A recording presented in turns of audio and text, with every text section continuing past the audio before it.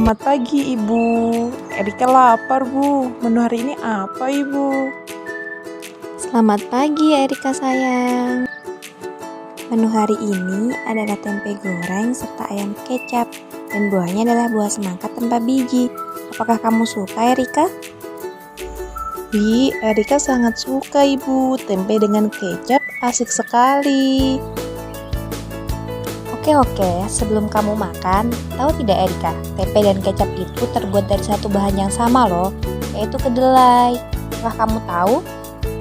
Kok bisa sih, Bu? Kedelai bisa menjadi tempe atau kecap? Bagaimana prosesnya?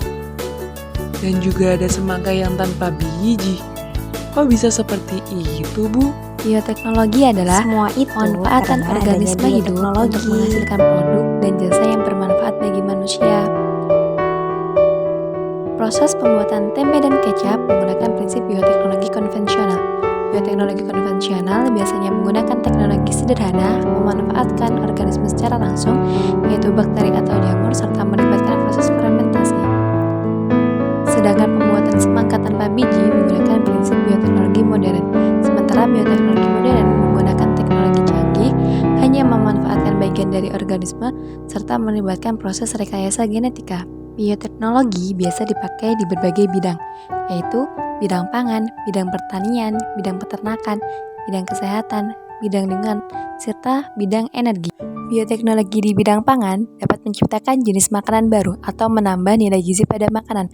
Contohnya yaitu tempe dan kecap menggunakan ragi jamur dari jenis berbeda. Berikut ini adalah tabel jenis makanan lain dan mikroorganisme yang ditambahkan. Dalam bidang pertanian, bioteknologi bertujuan untuk memperoleh hasil panen yang melimpah, tahan terhadap hama, penyakit atau cuaca, dan menambah nilai gizi. Contohnya adalah tanaman transgenik yang dibuat dengan rekayasa genetika. Contoh tanamannya adalah golden rice yang mengandung gizi tambahan berupa provitamin A, tomat transgenik yang tidak mudah mengerut kulitnya, atau buah-buahan tanpa biji seperti semangka dan jeruk. Dalam bidang peternakan, bioteknologi bertujuan untuk mendapatkan kualitas ternak yang unggul, misalnya sapi yang memiliki banyak daging dan susu dengan kualitas baik. Dalam bidang kesehatan, bioteknologi berperan sangat besar, yaitu dalam pembuatan antibiotik dan vaksin. Contohnya antibiotik penisilin, dibuat dari jamur penicillium, dan vaksin dibuat dari virus atau bakteri yang telah dilemahkan. Bioteknologi juga dimanfaatkan dalam bidang lingkungan, untuk membersihkan limbah atau polutan yang mencemari lingkungan.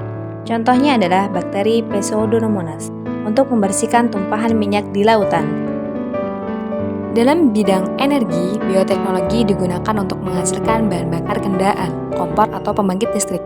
Bahan bakunya seperti gula tebu, jagung atau kotoran ternak diolah menjadi bahan bakar dengan bantuan bakteri.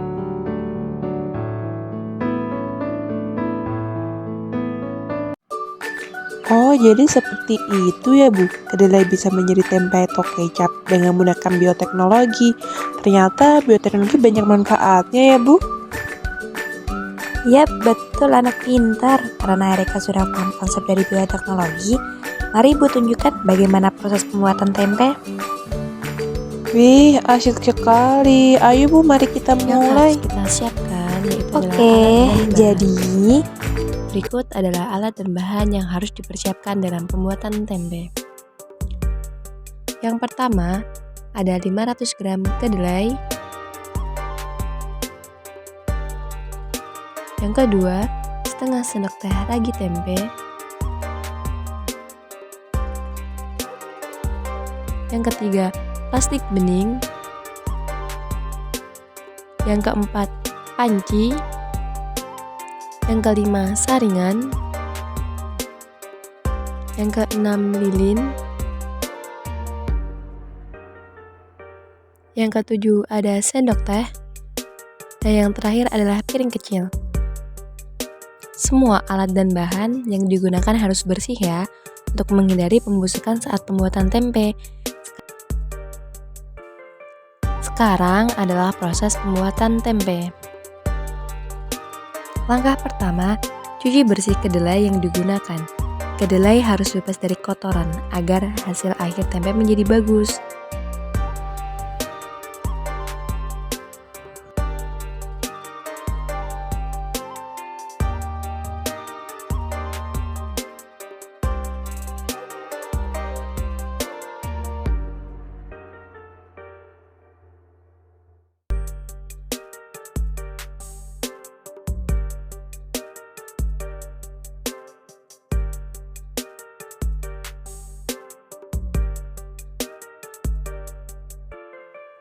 Setelah dicuci untuk pertama kalinya, rendam kedelai selama 5 jam.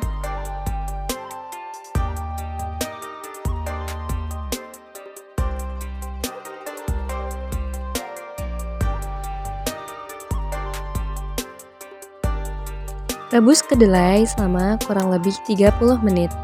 Buang busa-busa yang mengapung saat perebusan.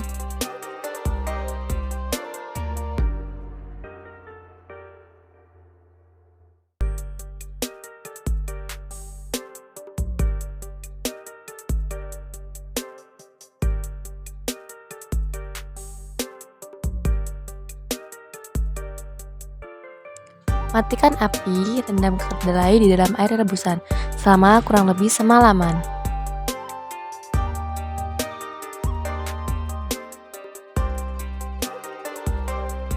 Setelah direndam semalaman, pisahkan kulit ari dengan cara diremas-remas. Remasan juga dilakukan untuk membelah biji-biji kedelai.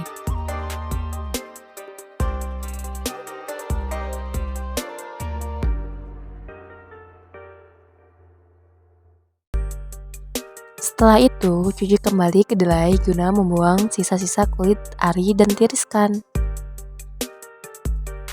Rebus untuk kedua kalinya selama kurang lebih 10 menit.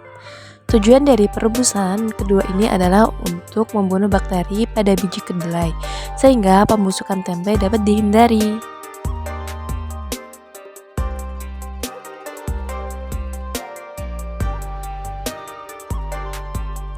Setelah itu, tiriskan menggunakan saringan dan keringkan hingga benar-benar kering. Kedelai harus dipastikan benar-benar dingin dan kering sebelum proses peragian dilakukan.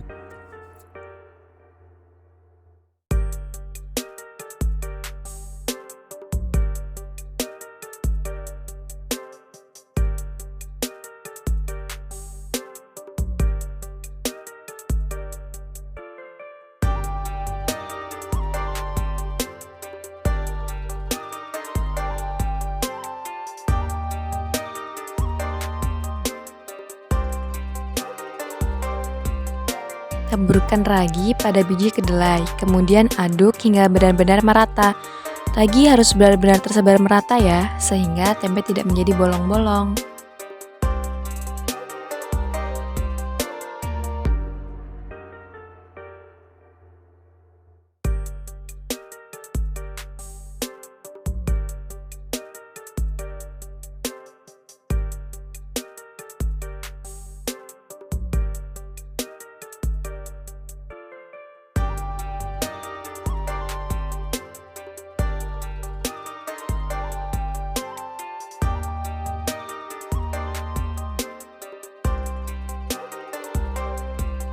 Masukkan kedelai yang telah diberi ragi ke dalam plastik bening.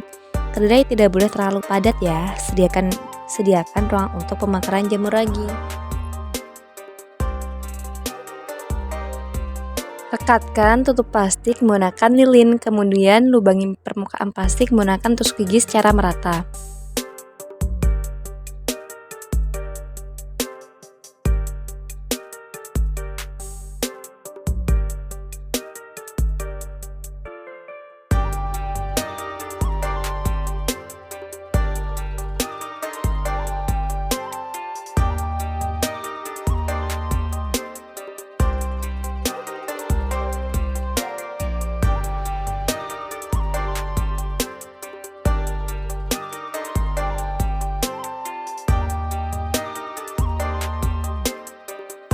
Plastik harus dilubangi agar udara dapat masuk dan jamur dapat tumbuh.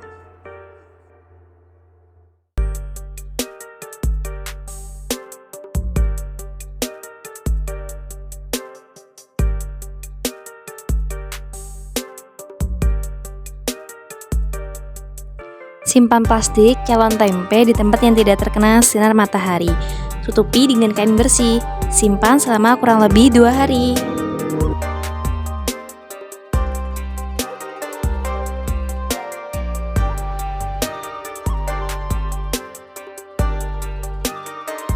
Tempe telah jadi, siap untuk dimasak. Selamat menikmati.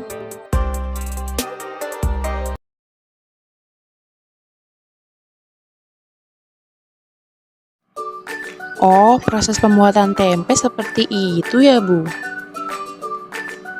Iya, betul. Nanti kita coba bersama-sama ya, Rika. Oke, Bu, siap. Aduh, jadi nggak sabar deh. Oke, Ibu ada satu pertanyaan Erika. Apa yang dapat kita ambil setelah mempelajari bioteknologi? Erika tahu, Bu, Erika tahu. Jadi, kita harus bersyukur setelah mempelajari bioteknologi karena bisa menghasilkan produk yang bermanfaat dan berkualitas baik. Benar tidak, Bu? Betul sekali sayang. Namun, bioteknologi harus digunakan secara bijak agar keseimbangan ekosistem dan keanekaragaman hayati tetap terjaga dengan baik ya.